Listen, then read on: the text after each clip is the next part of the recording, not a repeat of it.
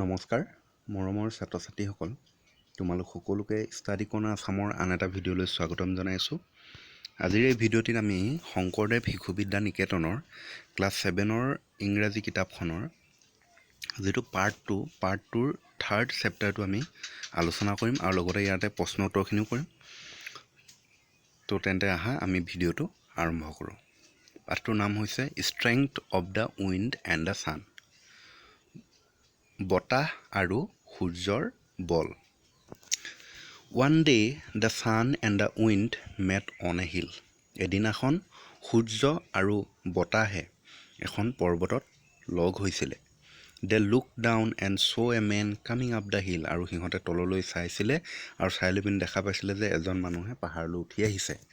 He was wearing a thick coat. আৰু তেখেতে এটা ডাঠ এটা কোট পিন্ধি আহিছে। The wind said to the sun. আৰু বতাহে সূৰ্যক কৈছিলে, I am stronger than you are.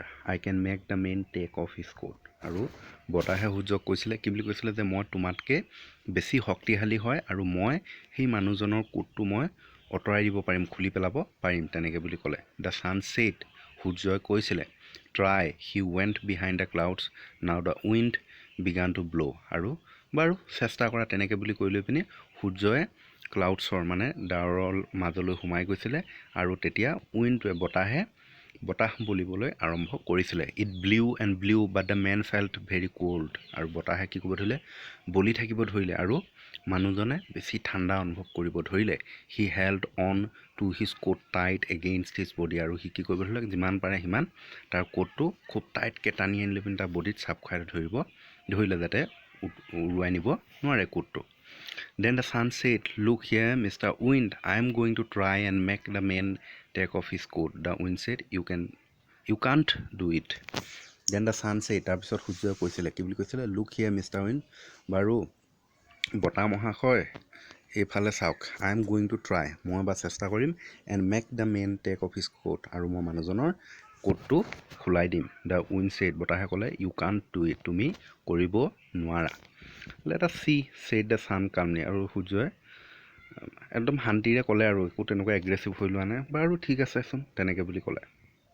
বাৰু আমি চাওঁচোন। The sun came out of the clouds. আৰু সূৰ্যটোৱে ক্লাউডছৰ ডাৱৰৰ মাজৰ পৰা ওলাই আহিলে। He said to the wind. আৰু বতাহক ক'লে, Now look, এতিয়া চোৱা, what's going to happen, কি হ'ব এতিয়া তুমি চোৱা। The sun began to shine. সূৰ্যই ৰ'দ দিবলৈ ধৰিলে। The man felt hot. আৰু মানুহজনে গৰম অনুভৱ কৰিছিলে। He felt hotter and hotter. আৰু ক্ৰমান্বয়ে তেওঁ গৰমৰ যি প্ৰকোপটো বাঢ়ি যাবলৈ ধৰিলে। What a hot day, কি যে গৰম দিন, the man said, মানুহজনে কৈছিলে। He took off his coat and sat in the shade of a tree. আৰু সি কোটটো খুলি লৈ পিনি এজোপা গছৰ ছাঁত বহিলেগৈ। Then the sun said, তাৰপিছত সূৰ্যই ক'লে, Now you see who is stronger, my dear friend. মোৰ মৰমৰ বন্ধু, এতিয়া তুমি চোৱা কোন ষ্ট্ৰংগাৰ হয়, কোন বেছি শক্তিশালী। The wind agreed that the sun was stronger. আৰু সূৰ্যই তেতিয়া সন্মত হ'ল, বতাহে তেতিয়া সন্মত হ'ল যে সূৰ্য বেছি শক্তিশালী বুলি। তো পাঠটো ইমানেই আছিলে। এতিয়া আমি প্ৰশ্ন উত্তৰখিনি চাওঁ। 1 নম্বৰ কুৱেশ্যন আছে, একেবাৰে সহজ হয় এইকেইটা। হু আৰ দ্য টু ফ্ৰেণ্ডছ, কোন দুজন বন্ধু কোন আছিলে? গতিকে ইয়াত দুজনৰ কথা উল্লেখ আছে। এটা কি আছিলে, বতাহ আৰু বেলি। গতিকে আনচাৰ হ'ব দ্য টু ফ্ৰেণ্ডছ, এইডোখৰ আছে তোমালোকে দেখিছা।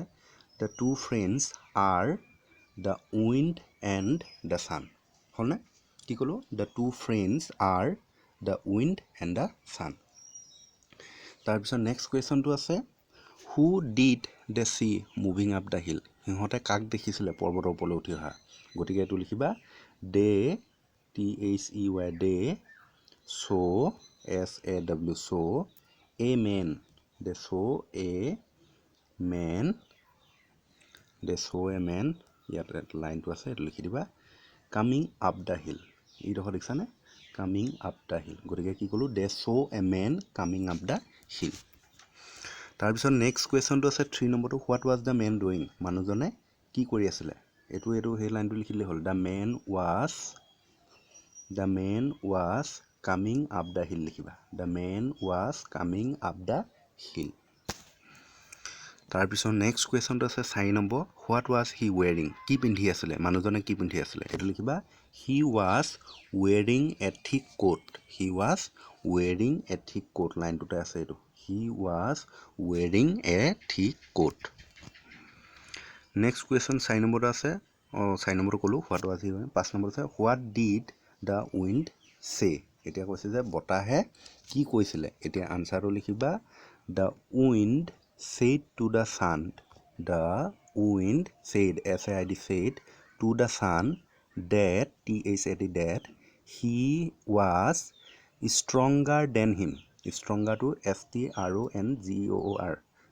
এইটো দে stronger শব্দটো stronger than him and he could to could he could make the man take off his coat take off of his coat লিখিবা next question to আছে what did the wind do বতাহে কি কৰিছিলে তো বতাহে এটো লিখিবা the wind began to blow এইটো সেন্টেন্স তো ইয়াতে আছে হয়তো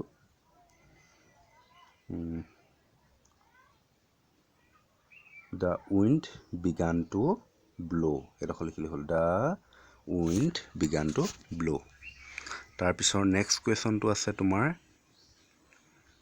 7 নম্বৰটো did the man take off the coat মানুহজনে কোটটো খুলিছিলে নে এটো লিখিবা no no কমা এটা দেখিবা the man did not take off his coat কি কলো no the man did not take off his coat লিখিবা 8 নম্বৰটো আছে what did he do instead এটো লিখিবা instead the man held on to his coat tight against his body instead শব্দটো লিখি লবা তাৰ পিছত ইয়াতে আছে সেন্টেন্সটো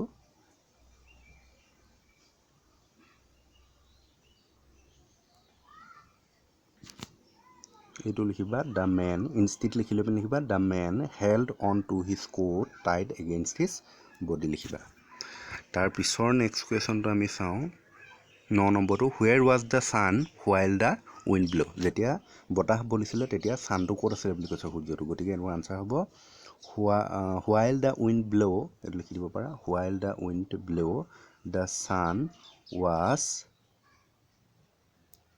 amidst the clouds বুলি লিখিব পাৰা বা ইয়াত এনেকৈ আছে সেন্টেন্সটো ইয়াৰ পৰা দেখাইছো মই তো কি লিখিবা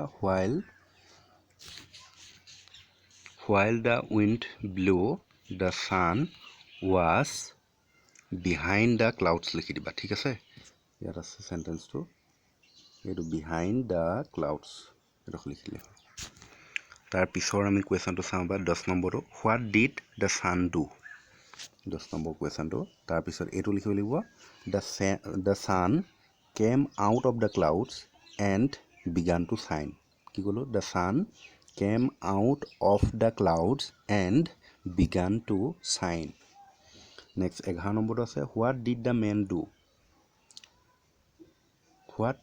man do মানুহজনে কি কৰিছিলে আনসাৰটো লিখিবা the man